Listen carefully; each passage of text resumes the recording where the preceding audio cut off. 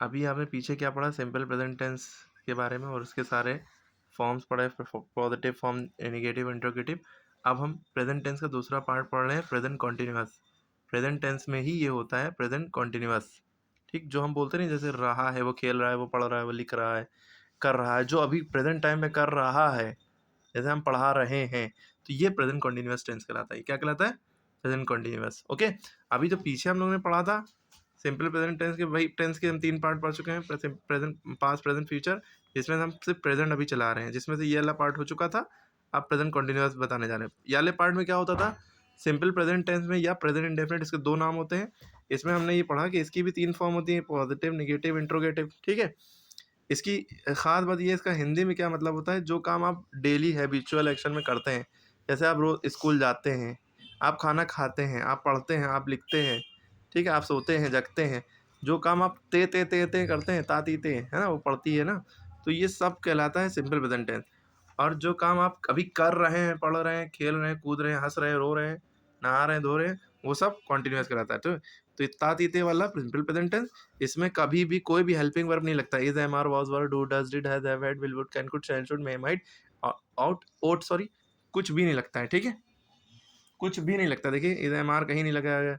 ठीक है, वो पढ़ता है, हालांकि इसमें है यार, लास्ट में है कि इंग्लिश इज होती है, लेकिन इस नहीं लिखेंगे। वो खेलता है यार नहीं लिखेंगे इस। ठीक है, बस उसकी जगह पे बस एस या ई एस लग जाएगा वर्ब में। सिंगुलर होगा तो एस लगेगा। ये पार्ट 1 देख लीजिएगा अच्छा से। अब इसका पार्ट 2 देखिए, प्रेजेंट कॉन्टिन्यूअस। तो हमने बताया जो काम आप कर रहे हैं, ये भी 3 तरह का होता है, पॉजिटिव, नेगेटिव, इंट्रोगेटिव।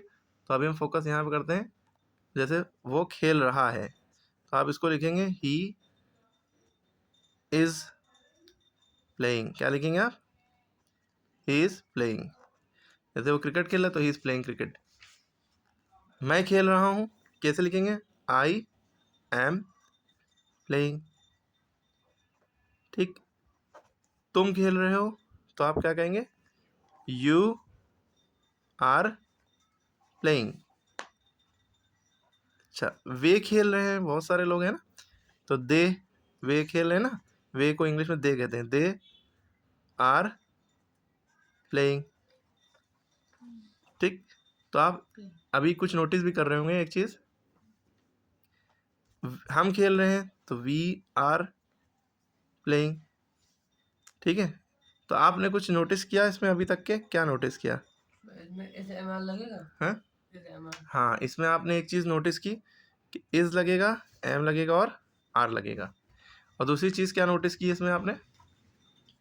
दूसरी चीज कुछ नोटिस की कि इसमें आईएनजी फॉर्म लगेगी, हमेशा क्या लगेगा? ठीक, क्लियर होगी बात? तो आपको ये दिमाग में बसा लेना है कि प्रेजेंट कॉन्टिन्यूअस में आईएनजी फॉर्म लगती है और इज, एम, आर ही लगता है। इसके अलावा कोई हेल्पिंग वर्ब नहीं लगेगा। ठीक है, इज, एम, आर ही लगेगा। Was, were, do, does, did, ये सब नहीं लगेगा। क्लियर? तो ही इज प्लेइंग, वो खेल रहा है, हम कहेंगे वो नहीं खेल रहा है तो क्या करेंगे? निगेटिव माने नहीं, नॉट लगना ही लगना निगेटिव में। इसका हो जाएगा ही इज नॉट प्लेइंग। ठीक, ही इज नॉट, वो ही डज नॉट अगर प्लेइंग लिख दिया वो गलत हो जाएगा, क्योंकि आपको बता दिया कि इज, एम, आर के अलावा इसमें कुछ नहीं लगना है। इज, एम, आर ही लगना है। जब प्रेजेंट कंटिन्यूअस टेंस की बात हो रही होगी तो इज, एम, आर ही लगना है। एक बात और याद रखिएगा, जब इज, एम, आर लगा होगा तो आईएनजी लगेगा। इज लगा है, देखिए आईएनजी लगा है। ठीक है, अगर इसकी जगह वॉज लगा दे तो वॉज जो हो जाएगा वो पास्ट कॉन्टिन्यूअस हो जाएगा, वो गलत हो जाएगा। प्रेजेंट कॉन्टिन्यूअस की बात करें, प्रेजेंट माने अभी जो चल रहा है।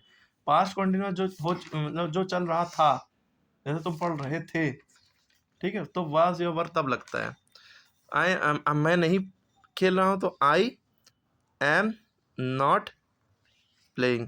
तुम नहीं खेलो। अच्छा, आपको ये याद रखना है, you, we, they, you, they, we, इन सब के साथ आर लगता है। जैसे बॉयज, लड़के नहीं पढ़ रहे हैं तो बॉयज आर नॉट, सॉरी, लड़के नहीं पढ़ रहे हैं, बॉयज आर नॉट स्टडिंग या रीडिंग। ठीक है, बॉयज आर नॉट प्लेइंग, नहीं खेल रहे हैं। तो लड़का नहीं खेल रहा है, बॉय, आ बॉय है तो आ बॉय के साथ इज लगेगा, यानी सिंगुलर के साथ इज लगेगा। और जितने भी प्लूरल होंगे, बहुवचन, एक से ज़्यादा लोग, उन सब के साथ आर लगेगा। एम सिर्फ आई के लिए बना है, हम बने, तुम बने, एक दूसरे के लिए। ठीक है, आई के साथ एम लगता है, दुनिया में कोई और वर्ड ऐसा नहीं है जिसके साथ एम लगता हो। ठीक है, तो एम, इज, एम, आर, ये 3 प्रेजेंट कंटिन्यूअस में आएंगे। कैसे आएंगे, ये सारी कहानी बदल गई। I am not playing, you are not, जैसे आप यू और आर ई लिखते हैं, योर पढ़ते हैं योर, ठीक है, ये तो यू आर का शॉर्ट फॉर्म होता है, यू आर नॉट प्लेइंग, ठीक है। आई एम नॉट को हम शॉर्ट में लिख सकते हैं AIN, T, I ant playing. Am not को, आर नॉट को, इज नॉट, तीनों को एंट शॉर्ट फॉर्म में लिख सकते हैं, लेकिन ये बोला नहीं जाता था, ये इनफॉर्मल है, दोस्तों से ऐसे बोल सकते हैं, बड़ों से नहीं, ठीक है। आई एंट प्लेइंग, मैं नहीं खेल रहा हूँ, तुम नहीं खेलो, यू एंट प्लेइंग, ठीक है। इधर हमारे तीनों के लिए एंट लगा सकते हैं, AIN, टी।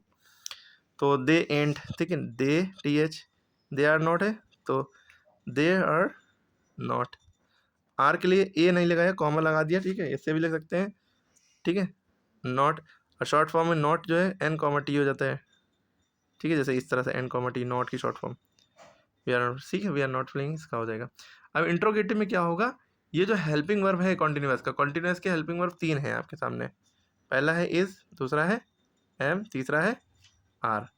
इस सिंगुलर सब्जेक्ट के साथ लगता है, यानी कि आपने देखा ही सिंगुलर है, ही के साथ लगेगा, शी के साथ लगेगा और इट के साथ लगेगा। और जितने भी सिंगुलर होंगे, जैसे राम, श्याम, जैसे किसी का नाम है, बॉय है कोई भी, ठीक है, रामू हो गया, या कोई भी बॉय है, कोई भी गर्ल है, एक सिंगल है शीला, मीना, तो उनके साथ इज लगेगा। एम सिर्फ आई के साथ लगता है, आर प्लूरल सब्जेक्ट के साथ लगता है। प्लूरल में क्या आता है, यू, वी, दे। अब आप कहेंगे सर यू मैंने तुम होता है, तुम एक ही आदमी को कहते हैं, ये तो प्लूरल है, सॉरी सिंगुलर है, लेकिन आप याद रखिए कि इसको प्लूरल की कैटेगरी में रखा जाता है, यू वी दे, ठीक है। उसके अलावा बॉयज़ हो गया, गर्ल्स हो गई, ठीक है, एट्सेट्रा एट्सेट्रा, जिसमें एस लगा हो वो सब प्लूरल होते हैं, तो ये आर, इनके सब के साथ आर लगेगा। ये आर की कहानी समझ में आ गई, एम सिर्फ आई के साथ लगता है।